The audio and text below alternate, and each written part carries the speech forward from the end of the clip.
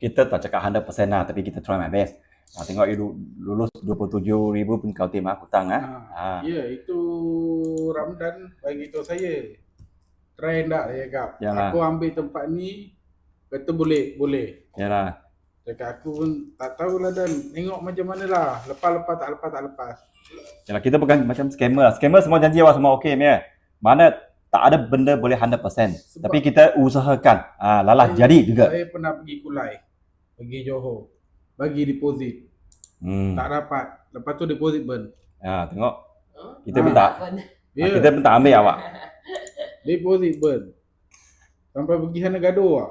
Ya ke? Minta deposit balik. Apa you kasi? Saya deposit 2,000.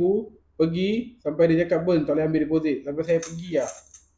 Alah dia pulang nak? Dia pulang. Kalau yang tak jujur punya kedai macam tu punya janji awak semua okey. Tapi benda cakap Orang punya wang pun wang mah. jangan percaya. Sebab perjanjian mula-mula tak apa bang, tak lepas deposit kita pulang balik. Lepas tu? Kita mau pulang lah. Alasan banyak lah. Alasan banyak. Inari berapa dia bilang kak? Tapi kita tak mahu. Kita semua buat orang yang kena recommend ya. So dia soal dapat. Dia beritahu saya soal dapat. So dia ada confidence sikit. Lagi senang-senang boleh dapat Semua kedai soal jutawan, semua sistem soal jutawan. Tapi boleh ada cara, tapi bukan semua okey.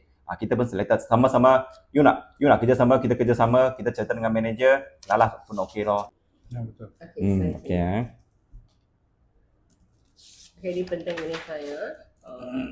Sama cakap besar ya. Boleh tolong kita boleh tolong, boleh buat kita buat. Kita bukan lain kedai, sekarang lain kedai semua janji awak belum tengok dokumen so cakap okey. Itu tak logik ni.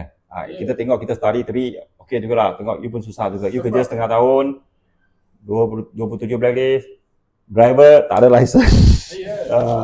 Benar kau? Tapi lalas kita soal cerita. Nanti ambil kereta hari biasa atau you malam pun boleh lah. Kalau you rasa malam ni nak ambil boleh pun boleh ambil kereta.